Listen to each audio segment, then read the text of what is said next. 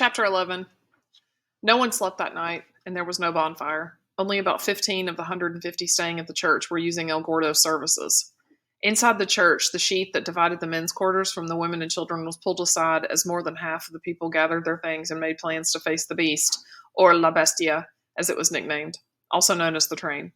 Advice bounced around from the veteran train riders and everyone else who liked to give an opinion. Don't travel by yourself, said a man who had been deported twice back to Nicaragua.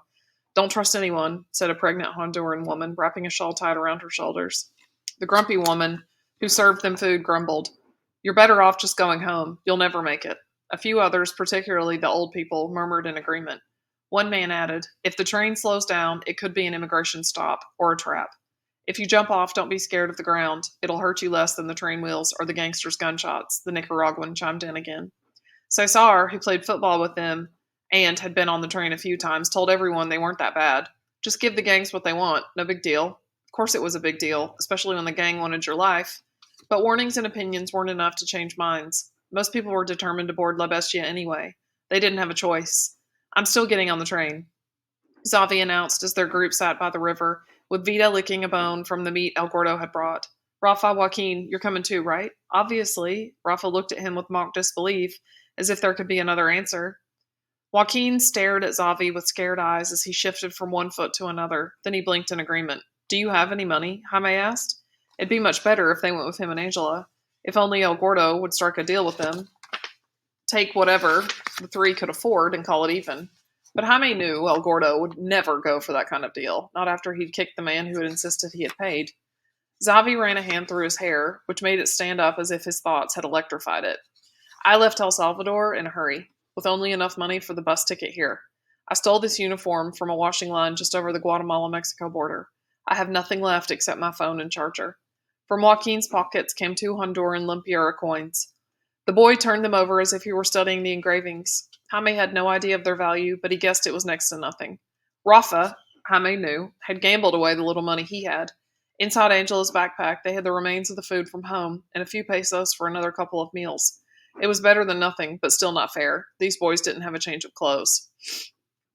How are you going to stay in the train without any money? Angela put her hands on her hips in a way that gave her an uncanny resemblance to Abuela, and no one messed with their grandmother. Zavi couldn't look her in the eye. Not in. On.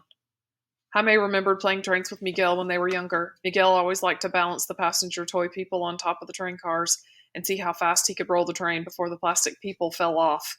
Zavi was talking about doing the same, except as a real-life person. Angela shook her head. Don't. It's too dangerous. But what's the alternative?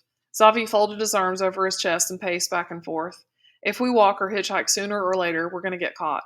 This whole journey is dangerous. Most people have to attempt it several times. Cesar's on his 6th try.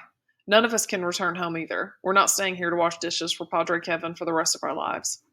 But you can wash dishes for someone else until you've earned enough money to get properly on the train, Angela pointed out. Rafa laughed as he put a casual forearm on Angela's shoulder.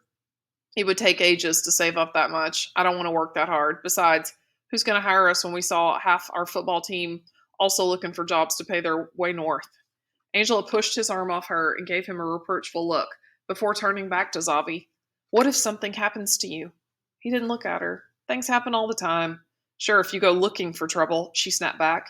You're not their mother, Jaime told his cousin in a low whisper. He didn't want anything bad happen to these boys either, but he understood that what they did was their choice. Don't worry about us. It'll be fun, Rafa said. Fun, right, Jaime thought. That boy sure had a twisted idea of what fun meant, but Jaime imagined if their lives weren't at stake, riding a train cross-country would be fun. Going through big cities and one-horse towns, getting the conductor in his striped hat to toot the horn, borrowing a piece of coal to draw it all. Yes, that would be fun, if it were realistic. Maybe not thinking of the reality was what kept Rafa optimistic. What will you do if La Migra catches you? Angela demanded, as if she knew they didn't have real answers. Drop it, Jaime said, this time loud enough for them all to hear, though no one listened. Zavi pointed to the uniform shirt that claimed him as a student at a Mexican school. La Migra officer on the bus had bought the disguise, except now the shirt was stained with dirt and Vita's blood. It's worked for me so far. Rafa pulled a letter from his jeans pocket and showed it to Zavi and Angela. As usual, she volunteered information without being asked. I sent this to myself using an address here in Arriaga. The letter contains a long plea from my abuelita up north to come for a visit before grandfather dies. See, this way, if La Migra tries to deport me, I have the letter with my Mexican address, dated a couple of weeks ago. They'll think that I'm Southern Mexican, which explains my accent. Jaime and Joaquin looked at each other and then at the older kids, not knowing what to say. It was Avi, after glancing through the letter, who finally said, "Except this letter supposedly came from the northeastern state of Cahuilla, where your grandparents live, but it has the Arriaga postmark." Zavi folded the letter back into the envelope and returned it to its owner. Rafa's mouth dropped open in disappointment as he realized his plan wasn't as clever as he thought. "Do you have a way to avoid getting deported?" Jaime asked Joaquin.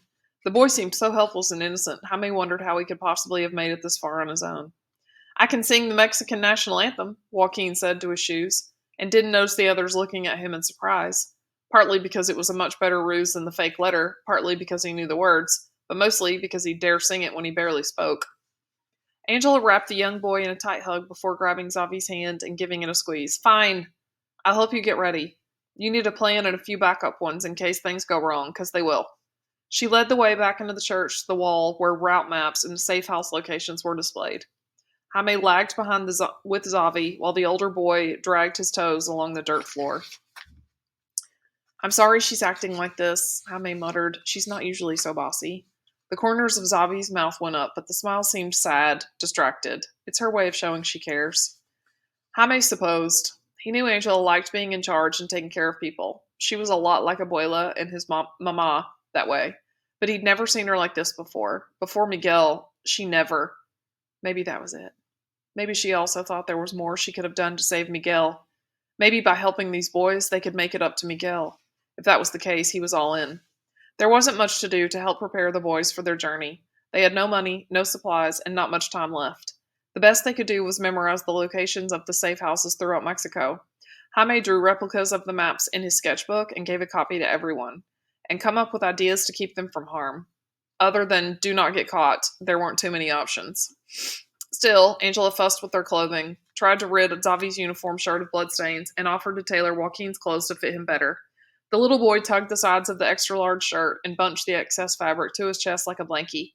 He fiercely shook his head. She didn't pressure the boy, but turned to Zavi, her eyes moist. "Please take care of Joaquin." "Of course," Zavi said. She took a deep breath and then nodded to the trees along the river. "Walk with me for a second." The two walked toward the river. Jaime placed a hand on Vida to keep her from following. With a little food and a lot of attention, life had returned to Vida. She still whimpered every time she tried to walk, but a doggy smile when she sat next to her human showed she was glad to be alive. Jaime was going to miss her. He'd never had a pet. Animals back home weren't companions. They either produced food like eggs or milk, or they were food. But because he'd helped save Vida, she'd become a friend too. Angela and Zavi came back a couple of minutes later. The nighttime made it hard to tell, but Jaime was pretty sure both of their faces seemed redder than before. Had they kissed or something? "We better go." Zavi snuck a glance at Angela, who was definitely blushing. Jaime hugged each of the boys while Angela gave them the traditional farewell cheek kiss. Joaquin, however, wrapped his arms around Angela's neck and planted an actual kiss on her cheek, like a little kid to his mama. Zavi picked up Vida and placed her between the two hammock slings that Angela had sewed from rag scraps Padre Kevin gave them. Because of Vida's belly injuries, Angela thought it would be better for Zavi to wear two slings, one on each shoulder, that crossed over Zavi's chest and back. This allowed the dog to be supported by her front end and hindquarters instead of her middle. Vida struggled at first, but then settled down with Angela when Angela placed a reasonable hand on her head and rubbed her one ear. "We changed trains in Medias Aguas. If there's a long wait, we'll see you there," she said, repeating the plan even though they had already gone over it. "Otherwise, at the safe house in Lecheria. See," but it was impossible to tell by the sound whether Zavi had said "see, yes," or "see, if." "Keep on the lookout for any trouble. Don't get caught. Be safe," she called out. The three boys walked briskly up the road. At the top they turned and waved before disappearing into the dark night. For several minutes the cousins watched the top of the road, the last place they saw their friends. "You like him, don't you?" Jaime didn't have to clarify which him he meant. "I barely know him." Angel scuffed her sneaker back and forth on the dirt road. "But yes." Jaime took a deep breath to distract himself from thinking what he didn't want to think. That meeting up with their friends when the train stopped, either in Medias Aguas or farther north in Lecheria, probably wouldn't happen. Well, as the man of the house at the moment, I permit you to see him again. Man! Angela shoved him playfully in the shoulder. You can't even grow a mustache yet. Jaime shrugged. I'll paint one on. They teased back and forth until a dog barking in the distance reminded them of their friends. Angela instinctively grabbed Jaime's arms. Jaime held her close, holding her arm that was holding his. Even with Vita's rescue, Angela hadn't gotten over her dog phobia. Jaime didn't mind. It was a nice feeling knowing that he could comfort Angela from some of the scary things the world had in store for them.